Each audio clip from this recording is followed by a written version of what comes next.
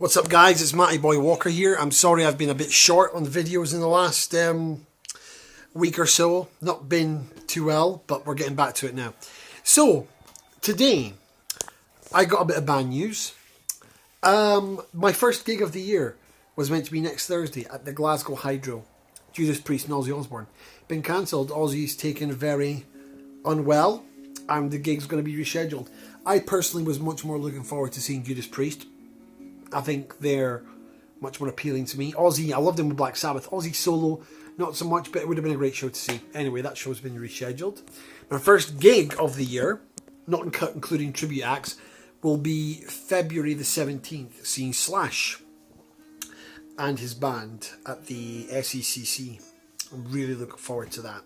So today I'm going to do a rant on a band that I feel should get more credit than what they do, but a lot of people bash them from being American sellouts. They were basically a good British blues hard rock band, and then they went more mainstream and they turned to America, and their lead singer changed the band, the lineup multiple times. I'm of course talking about Whitesnake. Whitesnake, in my opinion, are a great band. I've always loved them. But which Whitesnake do you prefer? Do you prefer the classic original lineup with David Coverdale on vocals, Mickey Moody and Bernie Marsden on guitar, Neil Murray on bass, and of course David Coverdale's former Deep Purple colleagues, John Lord, may he rest in peace, on keyboards, and Ian Pace on drums? Through the lineups, he had a few more changes. Cozy Powell came in on drums eventually, and Mel Galley came in and replaced Bernie Marsden. Colin Hodgson came in and replaced Neil Murray. Then Neil Murray came back, and then what happened was John Sykes came into the band in 1984, but Mel Galley left. So 84, that lineup toured the Slide It In album. They had many albums before that. Slide It In does very well, but then they lose another guitarist, so they're down to 4 people. They then go and proceed to record. Whitesnake then proceed to move to America and record the biggest album of their career, 1987, which included re-recorded hits of Here I Go Again and Crying in the Rain. They weren't hits before. They were on previous albums, but they weren't really well-known Whitesnake songs until this period. So Coverdale then fires his band at the time, which is John Sykes, and on bass Neil Murray once again. On drums, Ainsley Dunbar, formerly of Journey, and a few other things. And of course John Sykes, and he brings in a lineup specifically made for MTV. Tommy Aldridge on drums, who's still their drummer to this day. Adrian Vandenberg and Vivian Campbell lead guitar, both formerly of Moon Kings and of Dio, of course. Rudy Sarzo of Quiet Riot on bass. And I think that was it. He didn't have a keyboard player then. I think he had one at the side.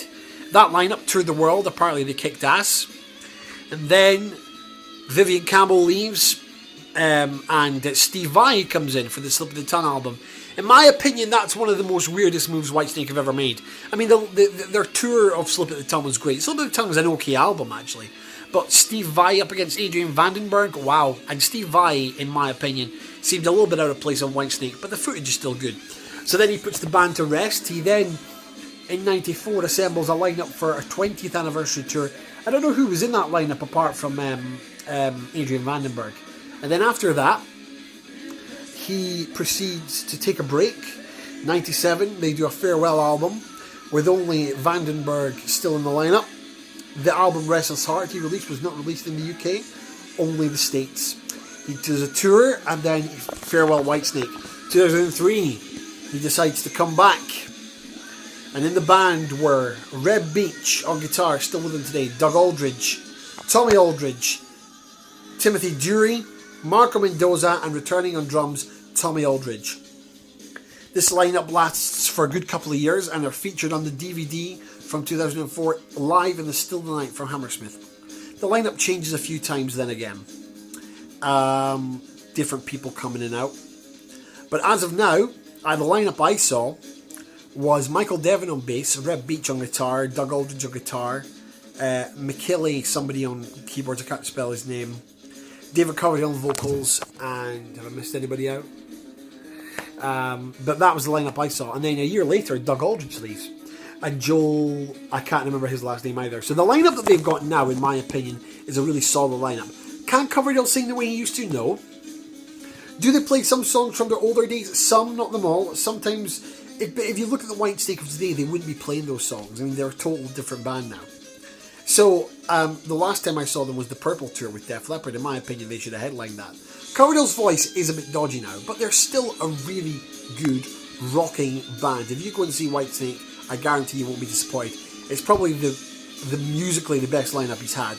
But if you go back and listen to early Whitesnake, I mean, they had some great songs. I mean, the live in the Heart of the City album is a really good live album. And the early albums, Trouble, Snakebite, Saints and Sinners, Slide It In, Lock Hunter, I mean, they're all great albums. But for me, I quite like the 1987 Slip of the Tongue onwards.